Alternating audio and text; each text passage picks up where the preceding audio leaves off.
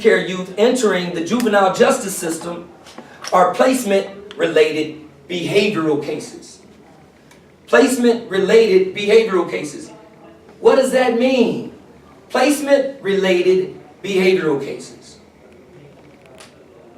This is what I'm talking about. The communication that's happening with the schools. So the school is saying, yeah, this is a child who can't learn. This is a child who, at the end of the day, this is a child who's coming to school every morning hungry because his mama's not there to give him a good meal. So yeah, he's going to come to school acting out. This is a child who doesn't get any assistance with his homework. This is a child who may have friends around him who are inviting him to the wrong things. But instead of looking at those ingredients, those elements, they say, you know what? He's a candidate for foster care.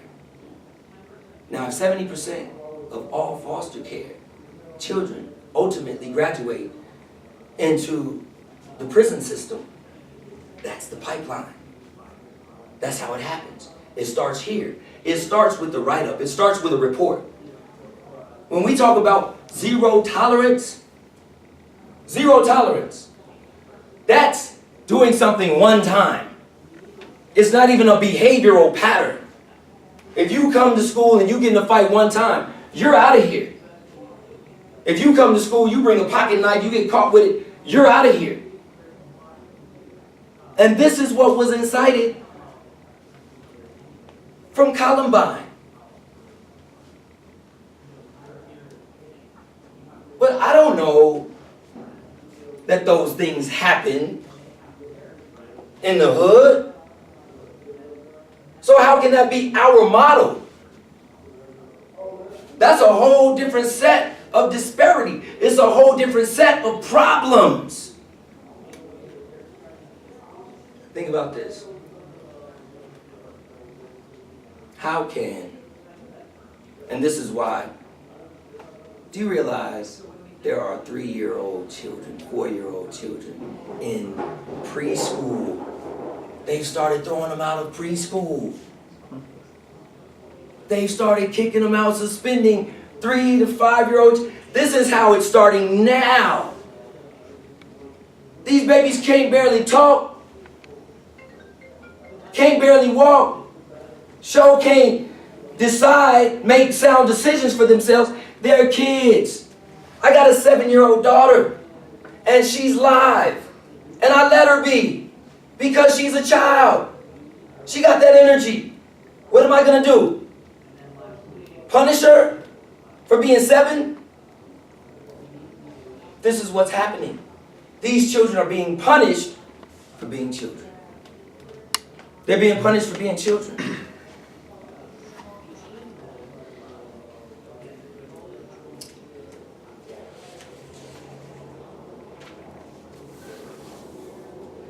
%25 of young people leaving foster care will be incarcerated within a few years after turning 18.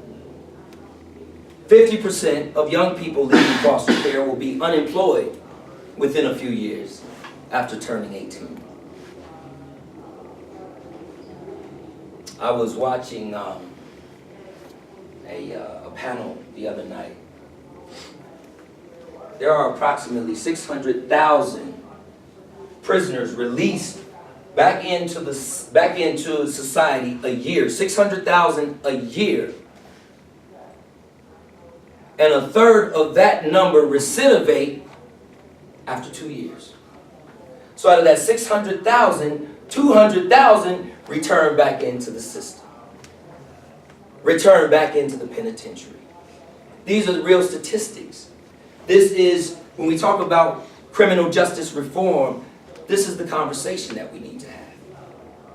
This is the conversation we need to have. These are the issues that need to be addressed. That everybody acts like they're blind to it. Until it comes knocking on your door. Until it plagues your family. Then it becomes a problem. But as long as it's little Jimmy down the street, that boy always been bad. I knew he was going to jail. Well, if you knew, why didn't he do nothing about it? It takes a village. It takes a village.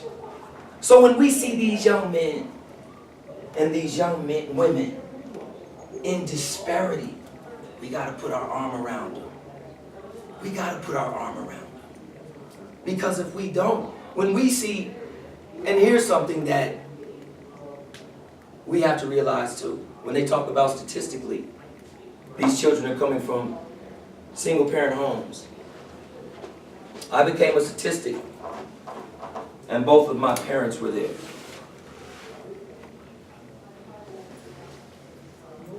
Briefly, I want to talk a little bit about children in father-absent homes. Children in father-absent homes are almost 4 times more likely to be poor, to experience poverty in their lifetime. 85% of all children that exhibit behavioral disorders come from fatherless homes. 90% of all homeless and runaway children come from fatherless homes. 71% of all high school dropouts come from fatherless homes. 75% of all adolescent patients in chemical abuse or treatment centers come from fatherless homes. 63% of youth suicides are from fatherless homes. 80% of rapists motivated with displaced anger come from fatherless homes. 70% of juveniles in state-operated institutions come from fatherless homes. 85% of all youths sitting in prisons grew up in a fatherless home.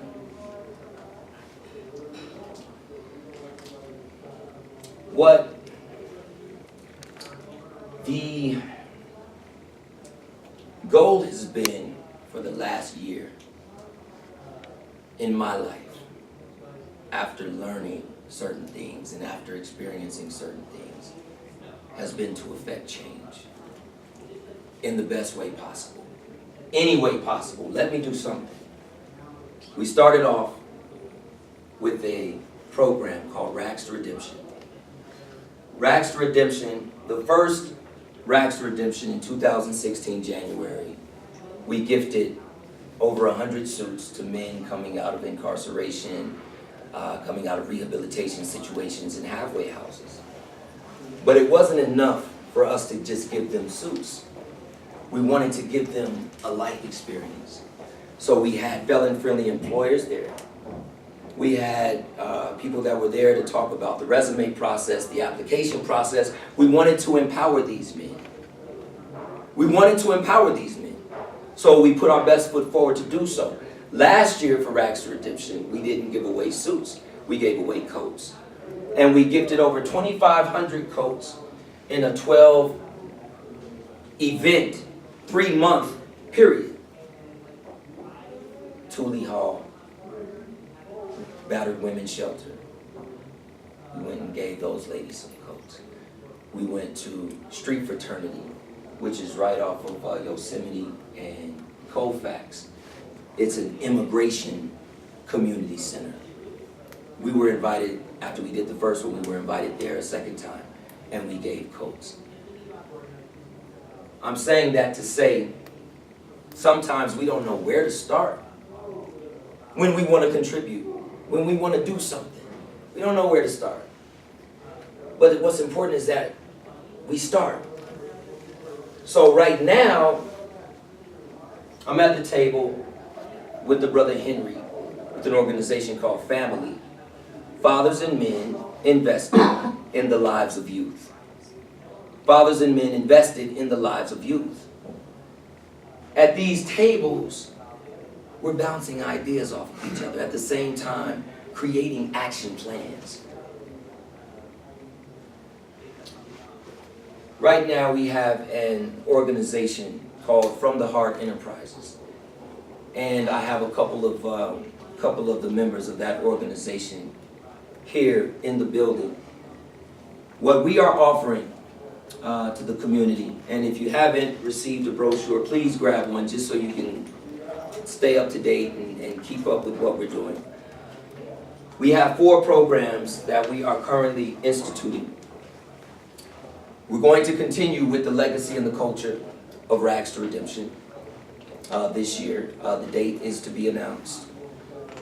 We are going to begin, I have my little brother here, Danny Fisher. He is the head basketball coach for Overland High School, 2-time state champion.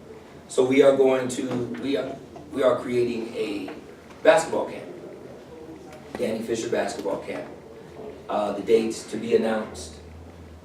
We are also doing a project called Freedom Rides, where we will provide transportation to the Canyon City complex for those people for those who have family members incarcerated. We are going to provide a way for them to go see their loved ones. All right, and then we are also doing a program called the Mile High Chess Club. The Mile High Chess Club, and this is a rites of passage program. It's a rites of passage program that is going to we're dealing with character development in young men, identity, because that's the crisis. We don't know who we are, and we're not trying to learn. What we do is mimic everything we see on the TV. What we do is mimic everything we see on social media, and that's not the way. That's not the route that we need to take. We have our chairman in the place, and we just established a mission statement, which I haven't committed to memory or to heart at this point. But Theo, if you could stand up briefly and please say the mission statement. Sure. From the Heart Enterprises was established by a group of brothers and cousins whose bonds have transcended bloodlines and evolved into genuine lifelong friendships with the intention of leaving an indelible mark on the Denver community that raised it. From the Heart Enterprises understands that black males are too often misrepresented and painted in a negative image, and strives to change that image by utilizing their own actions and resources, variety of life experiences, and examples of unwavering and sound character to simply be better and do better than the status quo. Our mission is to promote positive community events, establish legacy programs for youth and disadvantaged adults alike, and offer educational seminars and resources in hopes that these initiatives will be a blessing to the masses. Through continuous and in-depth involvement, From the Heart Enterprises strives to be the catalyst to uplift the perception of the black man in America and to reinvent our role in local communities within the greater Denver metro area. It is from the heart that we give our time, resources, and authenticity for the greater good.